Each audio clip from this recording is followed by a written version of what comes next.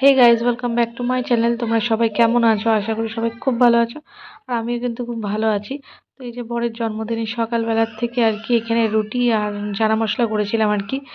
তো সেটাই তোমাদের সাথে শেয়ার করছিলাম সকালবেলা থেকে কী কী করি না করি। তো এই যে একদম অল্প মানে তেল মশলা ছাড়াই মানে বলতে পারো আর কি, তো চানা মশলাটা তৈরি করেছি।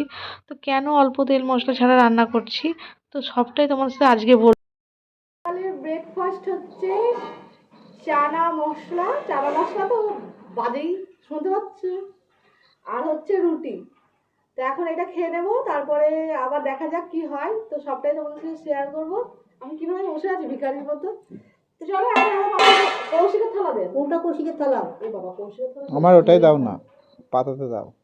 আচ্ছা ঠিক আছে, তো তোমরা দেখতে থাকো আমরা কি কি খাই না খাই। তুমি বলো আগে কেমন হয়েছে। এই যা কারেন্ট চলে গেল, কারেন্ট চলে গেল। ঠাকুমা কেমন হয়েছে? খাইনি আর না খেয়ে রিভিউ। আচ্ছা, কারেন্ট ধরুন যাবে আর ঘোড়া এখানে লাইন লাগাচ্ছে তো। কান বন্ধ করে দিয়ে পিসিমণি কেমন? এখন আমি খাবো। তো তারপরে এখানে দুপুরে রান্না করার জন্য রান্নাঘরে চলে এসেছিলাম। তো দুপুরে রান্না সব মানে কাটা বাটা হচ্ছিল আর কি।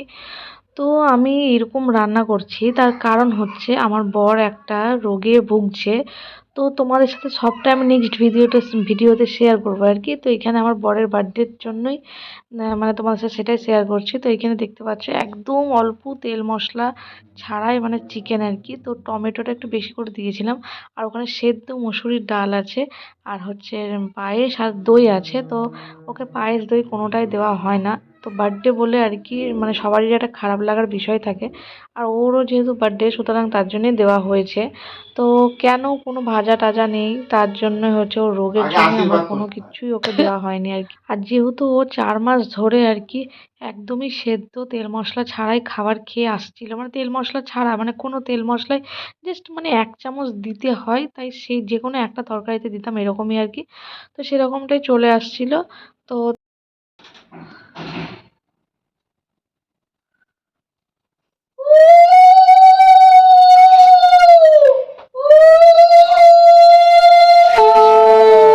কি অবস্থা হয়েছে হয়েছে হয়েছে।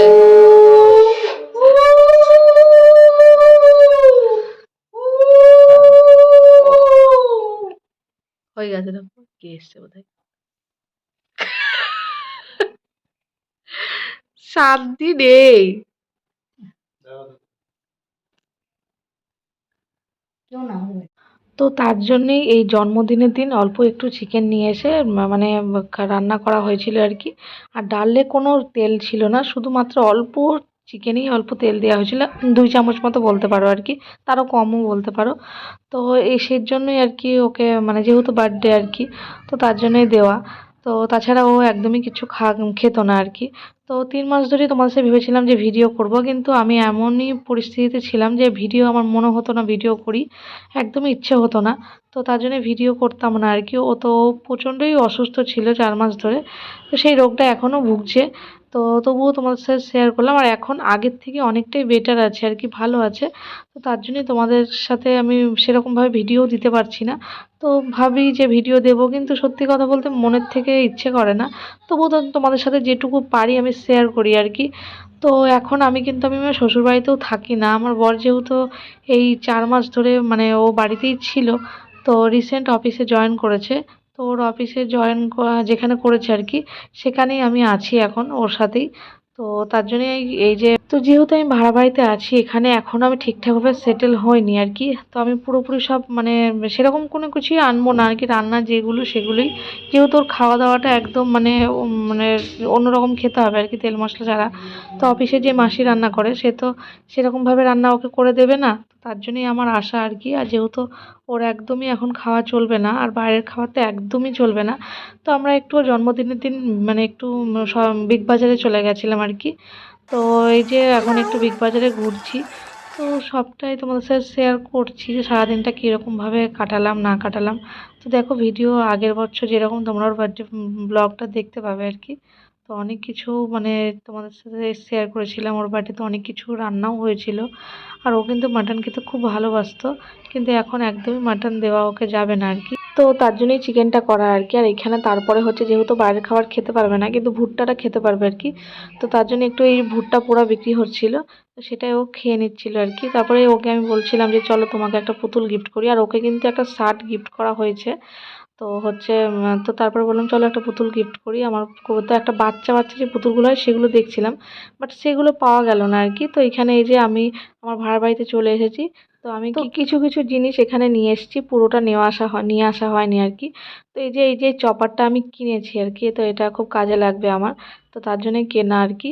তো এটা এই যে পরের দিন সকালবেলায় ভাড়া বাড়িতে, এটা একটা বাচ্চা আমার পাশে ভাড়া থাকে, তো সে সবসময় আমার সাথে থাকে আর কি। তো সকালবেলায় ব্রাশ করে নিচ্ছিলাম, তারপর ভেবেছিলাম যেখানে আমি আবার হচ্ছে বাজারে গিয়েছিলাম, যে বাজার কিনছিলাম না কিনছিলাম সবটাই ভেবেছিলাম তোমার সাথে শেয়ার করবো, বাট আমি ভুলে গেছিলাম। তো এই যে বরের জন্মদিনের দিন যেহেতু পায়েস রান্না হয়েছিল, তো এখানে নিয়ে এসেছি।